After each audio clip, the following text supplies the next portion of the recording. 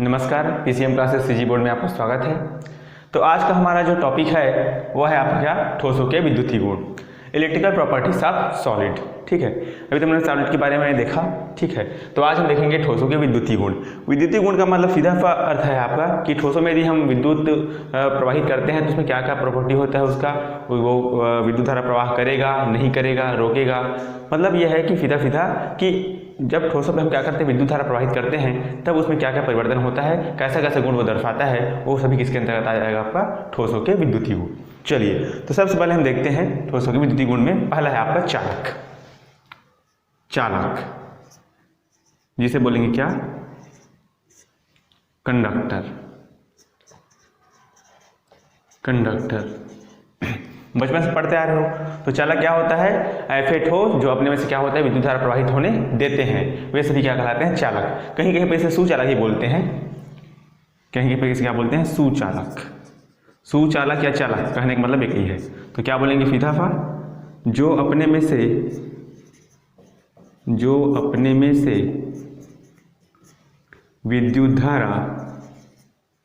विद्युत धारा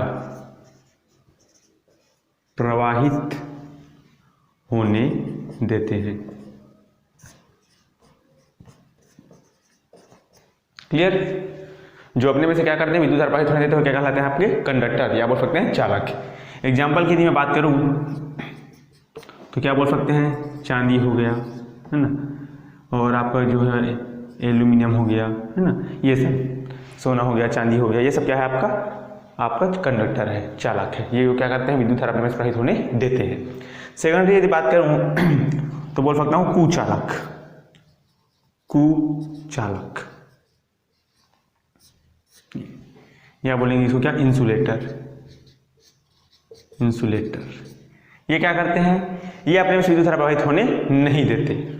तो क्या लिख सकते हैं, ये अपने में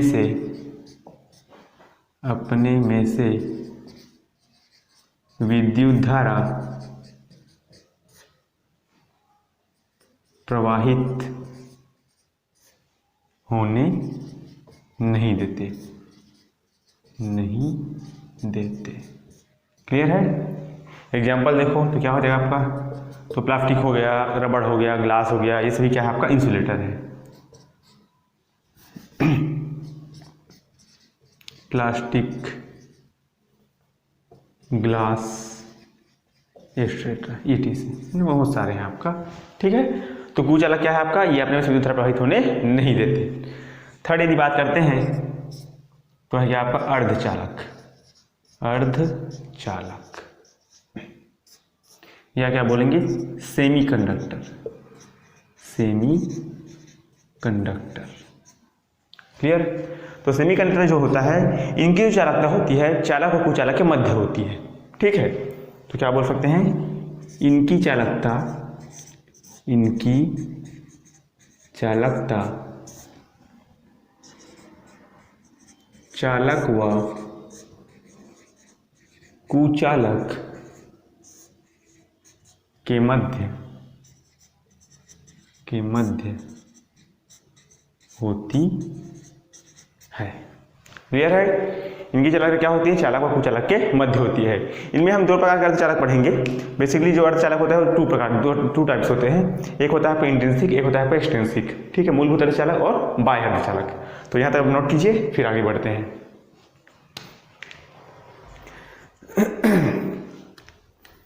उदाहरण यदि आप देखना चाहें जो है कि जो सिलिकॉन और जर्मेनियम जो होता है वो सभी क्या है आपका, इसका एग्जाम्पल्स आ जाएंगे। ठीक है, तो एग्जाम्पल में आप लिखिए सिलिकॉन और जर्मेनियम।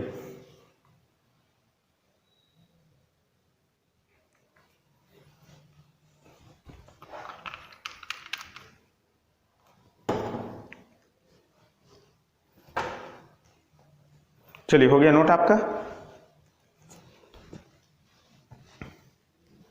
एग्जाम्पल इसका लिख लीजिएगा आप लोग, सिलिकॉन और जर्मेनियम। क्लियर। तो चालक आया समझ में, जो अपने में से विद्युत धारा प्रवाहित होने देते हैं वो क्या कहलाते हैं आपके चालक, जो विद्युत धारा प्रवाहित होने नहीं देते वो क्या कहलाते हैं आपके कुचालक। प्लास्टिक हो गया, रबड़ हो गया, यहाँ तक कि जो आफूत जल बोलते हैं हम, शुद्ध जल जो वर्षा का पानी है वो भी क्या होता है, विद्युत का क्या होता है आपका कुचालक होता है। तो शुद्ध जल क्या होता है, वर्षा विद्युत का क्या होता है आपका कुचालक। तो थर्ड क्या था आपका अर्धचालक, इसमें इसकी चालकता क्या होती है आपकी चालक व अर्धचालक के मध्य होती है। ठीक है, चलिए तो इसके दो प्रकार होते हैं, चलिए देखते हैं, नोट कर लीजिएगा।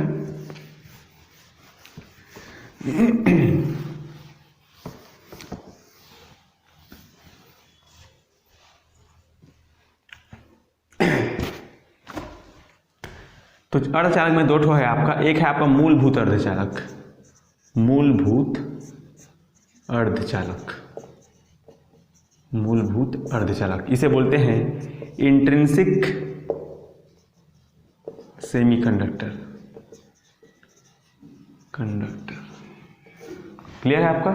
मूलभूत अर्धचालक, तो मूलभूत अर्धचालक क्या होते हैं, इनकी जो सामान्य चालकता है वो ताप के साथ बढ़ती है घटती है। ठीक है, मतलब ये है कि देखो शुरुआत में क्या होता है आपका, ये प्रारंभिक में देखें तो विद्युत क्या होते हैं कुचालक होते हैं, लेकिन जैसे जैसे ताप को बढ़ाते हैं होता क्या है, इसका जो इलेक्ट्रॉन रहता है वो क्या होता है सल्फर में फिर जुड़ा हुआ रहता है। तो जैसे ही ताप बढ़ाते हैं इसके इलेक्ट्रॉन क्या होते हैं टूटते हैं, जिसके कारण से क्या होते हैं कुछ मुक्त इलेक्ट्रॉन क्या हो जाते हैं आपके मिल जाते हैं, जिस कारण क्या होता है विद्युत धारा का क्या होता है आपका प्रवाह होता है।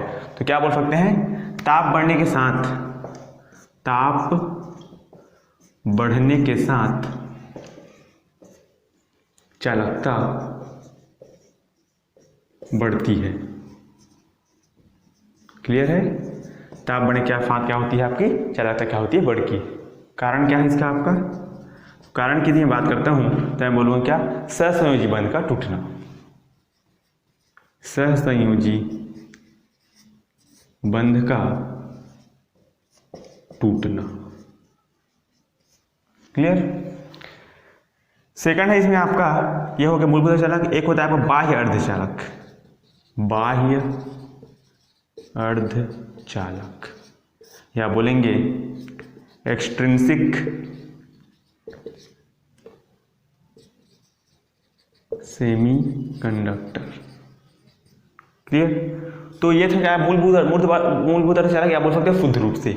बाह्य अर्धचालक में क्या करेंगे, यही जो आपका शुद्ध पदार्थ रहेगा उसमें हम किसी चीज को मिला देंगे, उससे जो आपका बनेगा उसे हम क्या बोलेंगे बाह्य अर्धचालक। तो क्या बोल सकते हैं इसमें, अशुद्धि, या जिसे इस क्रिया क्या बोलते हैं डोपिंग बोलते हैं, जिसके बारे में चर्चा करेंगे हम लोग। अशुद्धि मिलाने से प्राप्त अर्धचालक, अर्धचालक। क्लियर है। तो अशुद्धि मिलाने से जो आपका अर्धचालक बनेगा उसे हम क्या बोलेंगे बाह्य अर्धचालक। ठीक है, तो अशुद्धि जो मिलाने की प्रक्रिया है उसे हम क्या बोलते हैं डोपिंग। तो हम क्या बोल सकते हैं डोपिंग मतलब क्या समझ सकते हो आप लोग, कि किसी शुद्ध पदार्थ में अशुद्धि की थोड़ी सी मात्रा, अति अल्प मात्रा को मिलाने की प्रक्रिया क्या कहलाती है आपकी डोपिंग कहलाती है। तो एक छोटा सा डेफिनेशन आप डोपिंग के लिए लिख सकते हो, यहाँ तक आप पॉज करके लिखिएगा। चलिए आगे बढ़ते हैं, हो गया।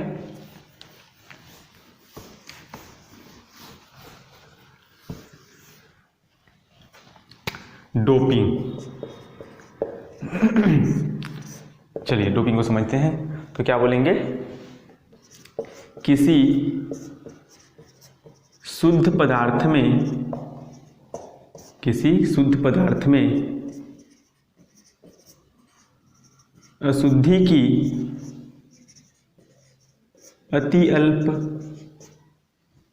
मात्रा, अति अल्प मात्रा मिलाने की क्रिया, मिलाने की क्रिया डोपिंग कहलाती है, डोपिंग कहलाती है। क्लियर है आपका। तो क्या बोल सकते हैं, किसी शुद्ध पदार्थ में अशुद्धि की अति अल्प मात्रा मिलाने की क्रिया क्या कहलाती है आपकी डोपिंग कहलाती है। ठीक है, तो अर्धचालक आपने देखा दो प्रकार का होता है, बाह्य अर्धचालक और क्या होता है आपका एक मूलभूत अर्धचालक। तो मूलभूत अर्धचालक सिंपल सा है आपका। ठीक, बाह्य अर्धचालक के बारे में चर्चा करेंगे। तो इसमें हमको पढ़ना है दो प्रकार का जो अर्धचालक होता है, एक होता है आपका एन टाइप, एक होता है आपका पी टाइप। क्लियर। तो चलिए चर्चा करते हैं एन टाइप अर्धचालक और पी टाइप अर्धचालक की। चलिए नोट कर लीजिए इसको।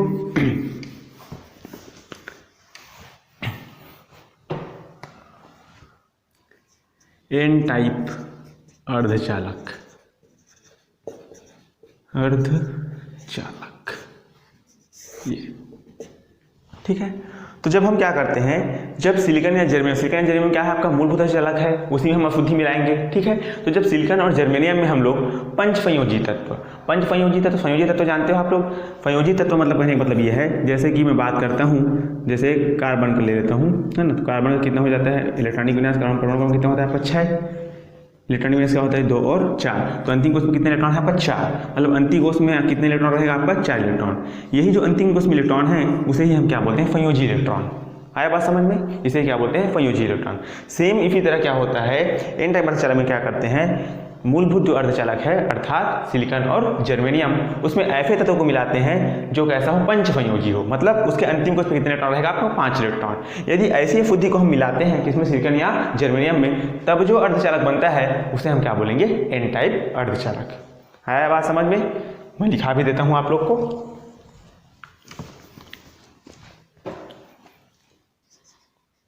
जब सिलिकॉन या जर्मेनियम में पंचसंयोजी तत्व फास्फोरस हो गया है ना, और आर्सेनिक हो गया, ये सब ठीक है। जब सिलिकॉन या जर्मेनियम पंचसंयोजी तत्व मिलाते हैं तो बना अर्धचालक एन टाइप अर्धचालक कहलाता है, एन टाइप अर्धचालक कहलाता है। क्लियर। चलिए देखते हैं, जैसे बात करता हूँ सिलिकॉन का, सिलिकॉन कितना होता है परमाणु क्रमांक आपका 14। क्लियर। इस कंडीशन में इसका इलेक्ट्रॉनिक विन्यास देखें हम लोग तो 2 8 10 और 4 14, तो अंतिम कोश में कितने इलेक्ट्रॉन है आपका 4 इलेक्ट्रॉन, ठीक है। तो इस तरीके से 1 2 3 और 1 4 मिला के आ रहे हैं हम लोग पंचसंयोजी तत्व। फास्फोरस है, जैसे फास्फोरस कितना होता है आपका 15, तो इस तरीके से हो जाएगा 8 2 10 10 और 5 15, तो अंतिम कोश में कितने इलेक्ट्रॉन है आपका 5 इलेक्ट्रॉन। तो हो गया फास्फोरस 1 2 3 4 और ये 5, ठीक है। तो जब सिलिकॉन या जर्मेनियम क्या करेंगे पंचसंयोजी तत्व, मतलब फास्फोरस को क्या करेंगे मिलाएंगे, तो देखो कैसे होगा आपका। जैसे फास्फोरस की बात करता हूँ 5 1 2 3 4 और ये 5, अब मिला रहे हैं। तो सिलिकॉन के पास अंतिम कोश में कितने इलेक्ट्रॉन है 4 इलेक्ट्रॉन, मतलब ये है कि ये जो 4 इलेक्ट्रॉन है इसके 4 इलेक्ट्रॉन से जाकर क्या कर लेंगे पेयर बना लेंगे, ठीक है। तो इस तरीके से ये हो गया सिलिकॉन, यहाँ भी सिलिकॉन आ गया, यहाँ भी सिलिकॉन आ गया और यहाँ भी सिलिकॉन, तो एक इलेक्ट्रॉन क्या हो गया बच गया आपका, ठीक है। बाकी इलेक्ट्रॉन क्या कर लिए पेयर बना लिए, तो 2 2 4 5 6 7 8, हमको पता है कि सभी जो होते हैं क्या होते हैं अंतिम कोश में 8 इलेक्ट्रॉन पूरा करने की कोशिश करते हैं। अब चूंकि इसका तो अष्टक पूर्ण हो गया, लेकिन एक इलेक्ट्रॉन क्या हो रहा है इसका आपका बच रहा है, तो ये क्या करेगा इसी एक इलेक्ट्रॉन को क्या करेगा आपको ये दान करेगा, ठीक है। और जैसे ही दान किया मतलब किसी ने किसी को दान करेगा तब उसके साथ क्या बना लेगा आपका बंध बना लेगा। क्लियर है आपका ये। तो ये एक प्रकार से कैसे है आपका दाता है, क्या है आपका दाता। तब यहाँ हम बोल सकते हैं एन टाइप अर्धचालक क्या बोल सकते हैं इलेक्ट्रॉन दाता, इलेक्ट्रॉन दाता अर्धचालक, अर्धचालक। क्लियर है आपका ये।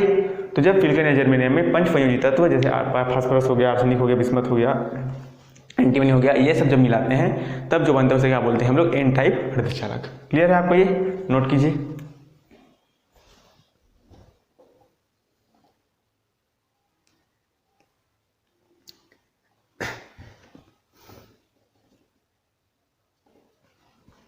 चलिए आगे बढ़ते हैं। तो अगला है आपका क्या पी टाइप अर्धचालक। माफ कीजिएगा यहाँ आर्गन आर्सेनिक है ना, माफ कीजिए फास्फोरस आर्सेनिक ये सब है ना। चलिए अगला हम देखते हैं क्या पी टाइप अर्धचालक।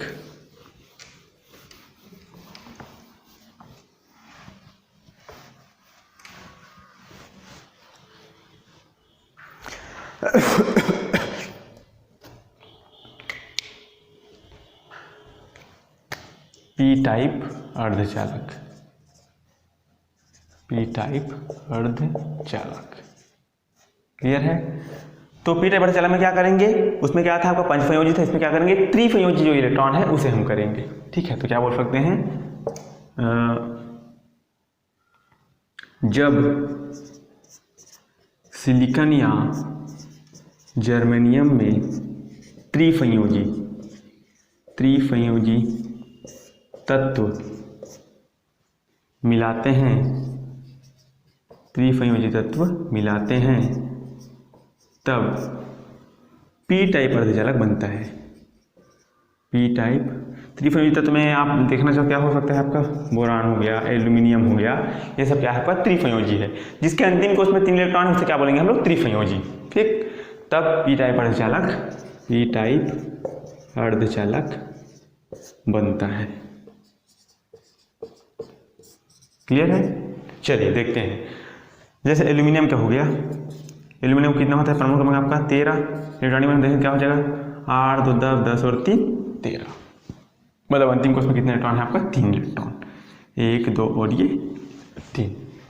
चलिए अब मान लो, माफ कीजिएगा, सिलिकॉन का लेता हूँ। सिलिकॉन का पता ही है आपको 14 होता है ना, तो 8 2 10 10 और 4 14।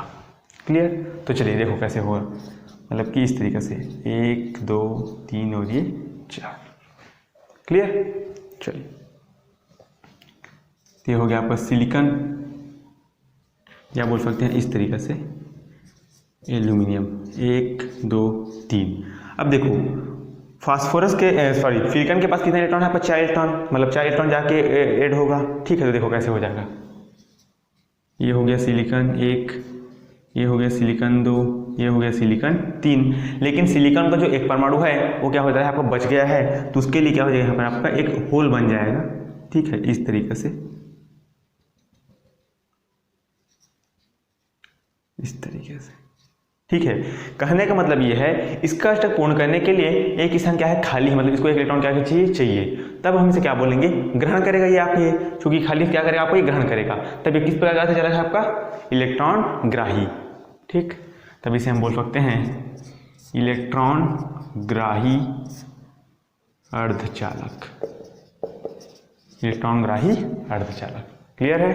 ये तो हो गया क्या आपका पी टाइप का अर्धचालक और एन टाइप का अर्धचालक। आप वीडियो पॉज करके नोट कर लीजिए।